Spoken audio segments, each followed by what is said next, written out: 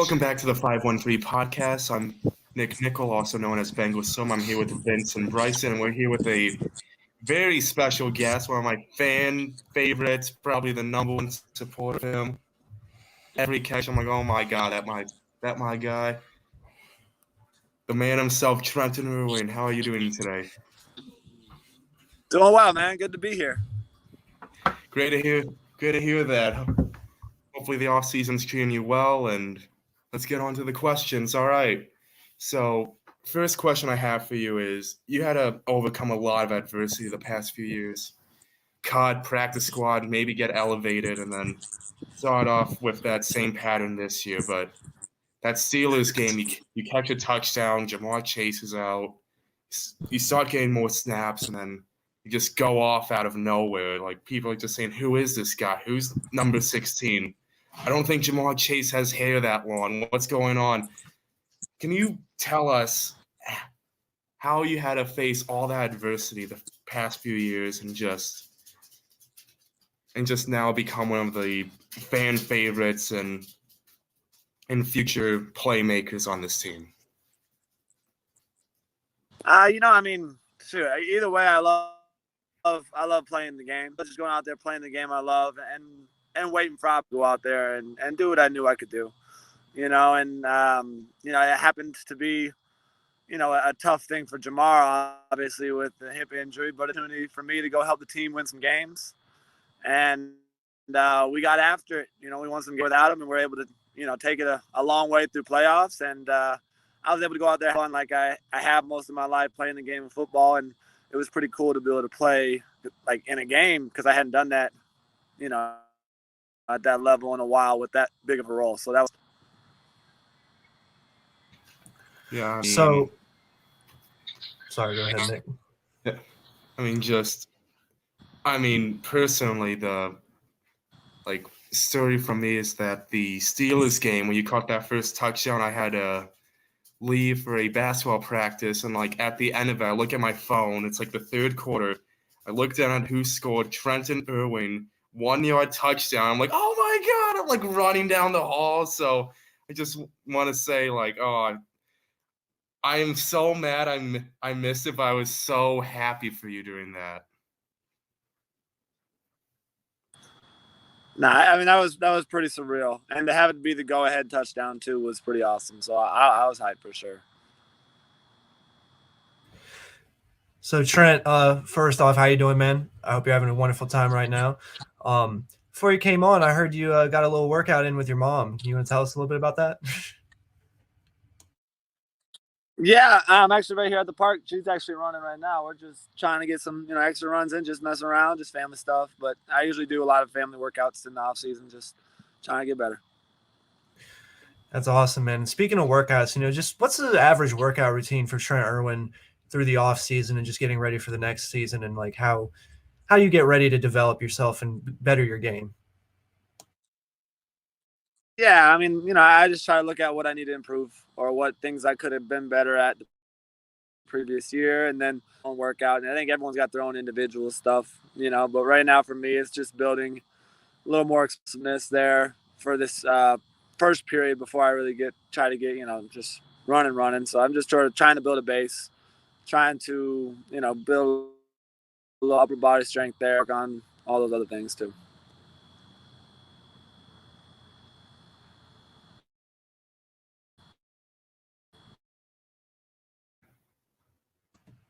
That's great to hear with the off-season workouts. Wondering about it. How would you compare the off-season workouts that you do to what you do during training camp? And is it a level of difficulty that you ease it more during the off-season, or do you just crank it to the max compared to what you have to do in season? Well, so in season is a lot of just preparing for that week. So a lot of times we'll run plays, routes designed to beat their coverages that week. Whereas the off season, I get to work on my movements that I want to be better at. And, whether it be sprinting mechanics or just accelerating one day, decelerating another day. Less volume, I would say, in the off season, and more trying to train to build rather than just more in seasons, more maintaining speed and maintaining athleticism and all that. Hi, Trent. Sorry, I was supposed to go a little bit ago, but I had some family walk-in. So, Trent, I gotta say, I love watching you play this year. You were truly one of those underdog stories that I really love to see, and I hope you're doing well over there in California. I know you're a big Stanford guy, went to Stanford and everything.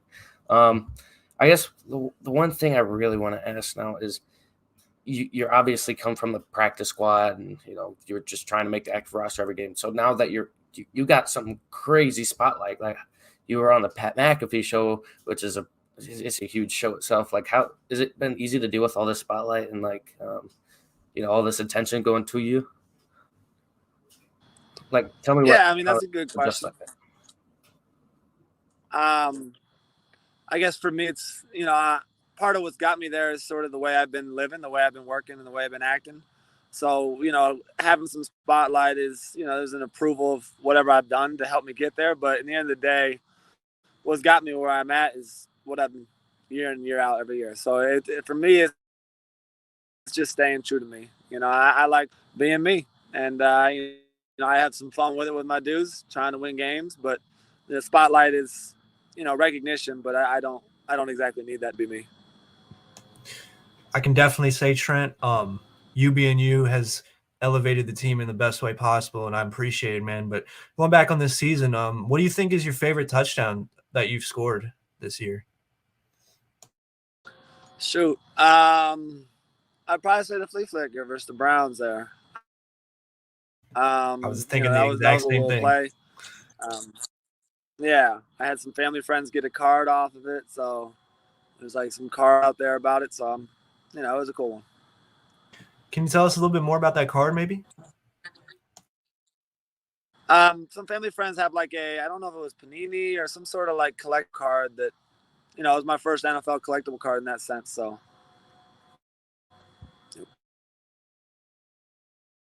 I mean, I don't really collect cards myself, but that's awesome. But next question I have is, how do you think your game has developed over the years after facing the cornerbacks in training camp, elevating your game, Cam Taylor-Britt, Cheeto?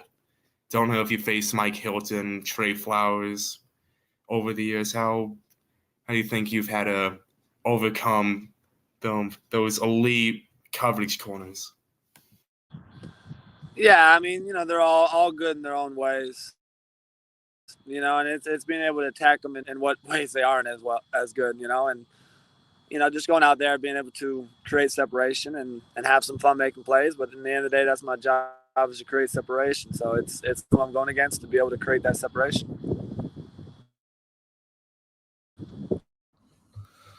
So let's talk through a bit of your career here. I think the first game I remember you being active in, correct me if I'm wrong, it was week 16 of the 2020 year against the Houston Texans with Brandon Allen and all that. I don't know if that was your first game. It's the first one I remember. And I just see you out here catching all these passes, and you were playing at a high elite level. And it's not easy, with Brandon Allen, but BA is really good at what he does, and he's obviously because he's been there for 3 years, 4 years now, however long he's been there with Zach. So I guess you've come a long way. 2021 didn't see that much, and then 2022, bam, here's Trent Irwin. He's scoring touchdowns. He's wide open all the damn time. Have you how did you really? I guess what am I trying to ask you? I don't really know.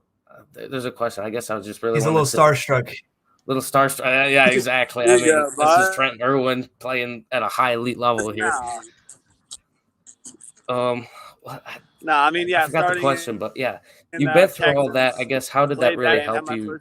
That experience help you get to where you are? Yeah, I just wanted. I remember I was cut in Miami my first year, and then picked up week 4 by Cincinnati, and so for me it was give me enough time to be able to feel this thing out, be able to adjust to the level of speed, adjust to the level of game, and it's really only a matter of time because I just feel like I get better every year. That's my goal, is to be able to do something in the off season to be able to come back better than I was the year before.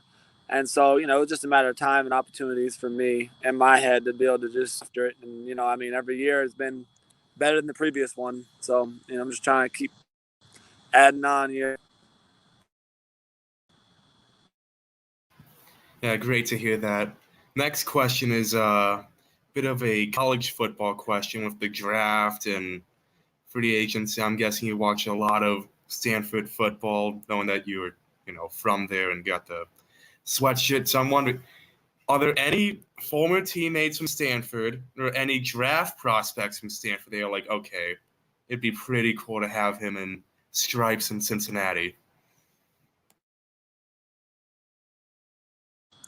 Yeah, we've had a rough couple of years at Stanford, I'm not going to lie. But, I've got some buddies there, whether it be Tanner McKee, who's a quarterback. Obviously, we have a quarterback, so that's not probably something that's going to come around at all. Or who was a fellow receiver who I like. Those are my main two guys that I know on that team because I'm now 4 years removed. Oh, yeah, everyone that was there with me is pretty much gone except for one or two guys. It's a little tough there, but still got some peeps. So Trent, when you're in training camp and you're working with the guys and stuff, who do you think has taught you the most on elevating your game, or who has given you the best tips and advice or trained with you the best just to keep elevating your game and going from where you've started? Yeah. Most tips in elevating my game. Our receiver coach is wonderful. Troy Walters has been a blessing for all the receivers coming in the last few years. So I'll probably just give that to Troy. He's a, technician in the way that he coaches and the way he goes about things, and watch him film and all that. I guess another question I could ask on that is just which wide receiver do you think you have the best relation with? my boy Stanley Morgan would be that guy. We go golfing all the time. We just chop it up. He's my locker mate, so he's right next to me in the locker room. So Stanley Morgan's my dude there. Now, you said your favorite touchdown was that flea flicker. Now, tell me, was that a play drawn up in the week prior? Did you know that was coming during the game? Did they draw that up for you, or was it just kind of a shocking call in the moment type thing? Good question. It was actually drawn up for Higgins because of the way that they played, but T ended up not playing in that game. So I ended up going in there, and I took no reps in practice. I got to take the rep in the game, and you just got to be ready for everything that comes around, and it came around when I was in the game. Well, you fooled everybody on that Browns defense. I remember watching that everybody bit down on Mixon, and here you are just 20 yards away from everybody. Is there anything going through your head during that moment? Like, oh my God, don't drop this ball. I got a wide open touchdown. Or is it just you trying to go out and ball and not even thinking about it? Yeah, no, I'm just being me there. My job is to catch the ball. I've done that my whole life, so I'll just go out there, do what I do, and let everything else play out how it does. I'm not come around in that moment. Going back to what you said about Troy, the wide receiver coach, you must be pretty excited that he's coming back to Cincinnati another year. Got some interviews for offensive coordinator. How do you think it'll be having another year of Troy in Cincinnati? Troy's wonderful. Troy, Stanford guy himself. But he's great at what he's honestly the best receiver coach in the league. And I would say that, I don't really know all the other receiver coaches, but I say that with confidence in the sense that just the way he gets everyone ready, I think it's arguably, even without knowing, that he's the best receiver coach there. Now, Trenton, I have to ask, as someone who's also grown out the hair and has had really long hair in his life, just at any point, has it gotten annoying where you wanted to just chop it all off at all? Or is this something that you're – oh, I guess he's a little distracted there. You good, Trenton? Okay. Yeah, so just to repeat the question, just to make sure you hear it and stuff, I have had long hair as well in my life. I've grown it past my shoulders and stuff. It was really long, straight like that, but at any point, has it gotten annoying, and have you thought about cutting it off, or is the hair here to stay for good? I think the hair is here to stay. You know, that's just sort of part of who I am. That's part of my little trademark, and for the time being, is here to stay. But if it changes, it changes. But for now, yeah. All right, I want to kind of get into the New England game here because that was a pretty big game for you. You had your first multi-touchdown game in the NFL, and then you had that one little seam route. I think it was a seam.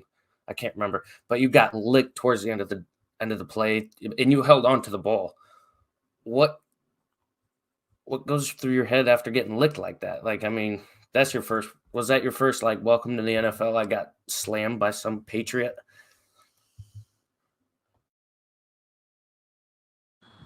I think if I'm not mistaken, it's trying bad. I felt it, but in the sense, there was nothing going through my head other than looking to make sure it was a touchdown and trying to make a play with the boys and then go celebrate with my guy Ted Karras there. We were gonna do a little Irish dance together, so I was looking for him. That is the end of the Trent Irwin interview. Unfortunately, Trent Irwin's phone died. It's unfortunate, but we got some good questions, and we hope you enjoyed the interview. As always, tune in for the next episode of 513 Podcast. We got many more things coming, and see you soon, man.